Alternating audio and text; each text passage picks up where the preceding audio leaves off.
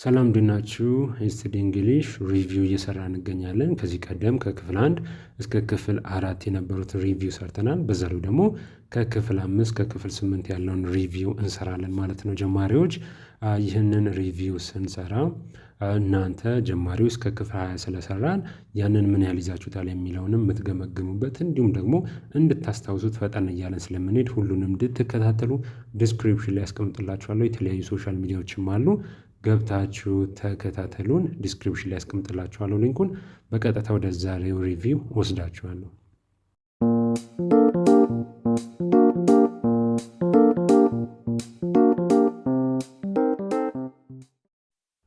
እሺ ጀማሪዎች ከክፍል 5 እስከ ክፍል 8 ድረስ ያየናቸው የነበሩትን እንግሊዝኛ ቋንቋ ለጀማሪዎች ልምምዶችን ዛሬ እንገመግማለን። አንድ ላይ ፈጠን እያለን እንመለከታለን ማለት ነው። በክፍል 5 ያየናቸው ከቀንና ከወራት ከጊዜ አቆጣጠር ከካላንደር ጋር የተገናኙ ነበሩ። የቀን መጀመሪያ ማንዴይ ወይም ደግሞ ሰኞ ነው። ቱስዴይ ማክሰኞ ይቀጥላል። ዌንስዴይ ረቡዕ ነው ወይም ደግሞ ሮብ እንለዋለን። ተርስዴይ ሐሙስ ነው። ፍራይዴይ አርብ ነው። ሳተርዴይ ቅዳሜ፣ ሰንዴይ ደግሞ የቀኑ መጨረሻ እሁድ ነው ብለን ተመልክተን ነበር። የወር መጀመሪያ በእነሱ ነው፣ ምክንያቱም የምንማረው ስለነሱ ስለሆነ የነሱ የወር መጀመሪያ ጃንዋሪ ወይም ደግሞ በእኛ ጥር ነው። ከዛ በኋላ ፌብሩዋሪ ይቀጥላል፣ የካቲት ነው በእኛ። ማርች መጋቢት ነው በእኛ። ኤፕሪል ሚያዝያ ነው። ሜይ ግንቦት ነው። ጁን ሰኔ ነው። ጁላይ ሐምሌ ነው። ኦገስት ነሐሴ ነው። ሴፕቴምበር መስከረም፣ ኦክቶበር ጥቅምት፣ ኖቬምበር ህዳር፣ ዲሴምበር ታህሳስ የነሱ የመጨረሻ ወራቸው ነው ማለት ነው። የዓመቱ የመጨረሻ ወር ዲሴምበር ታህሳስ ነው።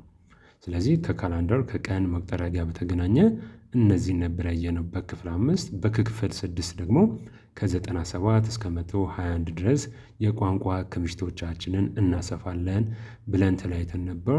በክፍል 6 ደግሞ ይዘንላቸው የመጣን የነበረው ኮመን አድጀክቲቭስ የምንላቸው ናቸው። የስም ገላጮች ናቸው። የመጀመሪያው ቢግ ትልቅ፣ ስሞል የሚለው ነው።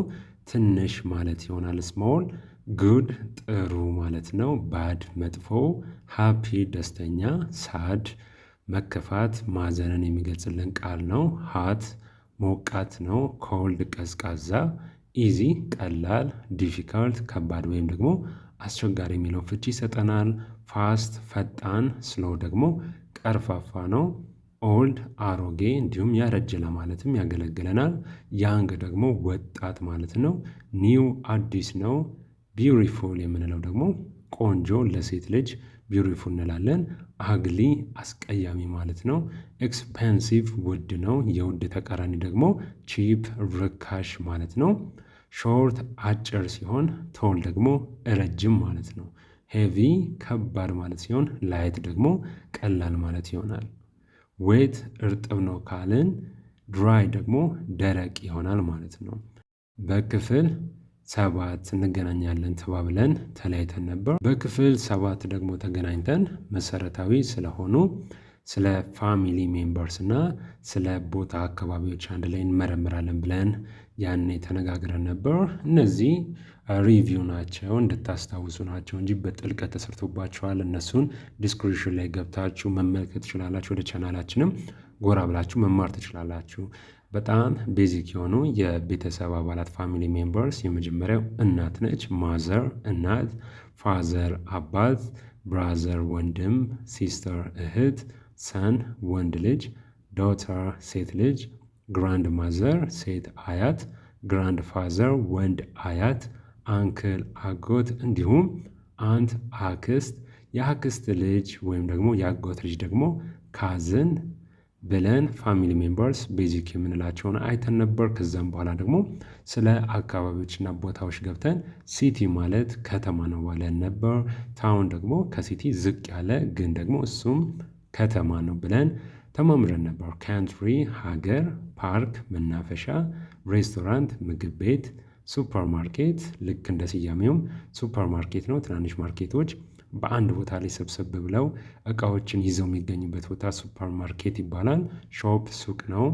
ስኩል ትምህርት ቤት፣ ኦፊስ ቢሮ፣ ባንክ እኛም ሀገር ባንክ ነው የሚባለው፣ ሆስፒታል ሐኪም ቤት፣ ላይብራሪ ቤተ መጻሕፍት፣ ቸርች ቤተ ክርስቲያን፣ ስቴሽን መሳፈሪያ ወይም ደግሞ ጣቢያ ማለት ትችላላችሁ፣ ኤርፖርት አየር ማረፊያ ብለን ተማምረን ነበር በክፍል 7። በክፍል 8 እንገናኛለን ተባብለን ከ148 እስከ 168 ድረስ ያሉትን ቀጠሮ ይዘን ነበር። በክፍል 8 ደግሞ ትልቅ ትኩረት የሰጠነው የሰውነት አካላቶቻችንንና ቀለሞችን ነበር። ከሰውነት አካላቶቻችን ጀመርን። ሄድ ጭንቅላት፣ ፌስ ፊት፣ አይ አይን፣ ኖዝ አፍንጫ፣ ማውዝ አፍ፣ ኢር ጆሮ፣ ሃንድ እጅ፣ አርም ክንድ፣ ሌግ እግር ግን ከእግሩ ዘለግ ያለው እዚህ ጋር ምስሉ ላይ እንደምትመለከት ሲሆን እሱን ሌግ እንለዋለን። ፉት ደግሞ ከቁርጭምጭሚት በታች ያለውን እሱን ፓርት ፉት እንለዋለን። ከዛ በኋላ በቀጥታ የገባነው ወደ ቀለሞች ነበር ወይም ደግሞ ከለርስ የምንላቸው። ቀይ ማለት ትፈልጉ ሬድ ሰማያዊ ብሉ፣ ቢጫ የሎው፣ ግሪን አረንጓዴ፣ ብላክ ጥቁር፣ ዋይት ነጭ፣ ኦሬንጅ ብርቱካናማ፣ ፒንክ ሮዝ፣ ፐርፕል ሐምራዊ ወይም ደግሞ ወይን ጠጅ፣ ብራውን ቡኒ ወይም ደግሞ የቡና ከለር፣ ግሬ ግራጫ። እነዚህን ቀለሞች አይተን በክፍል 9 እንገናኛለን ተባብለን ነበር ያን ጊዜ። በክፍል 9 ከክፍል 9 ቀጥሎ ያሉትን ሪቪው ደግሞ በቀጣይ የምሰራላችሁ። ጀማሪዎች ሁላችሁም እንደምታውቁት እነዚህን ትምህርቶች እጅግ በጣም የሚጠቅሟችሁ የቋንቋ ክምችቶች ናቸው።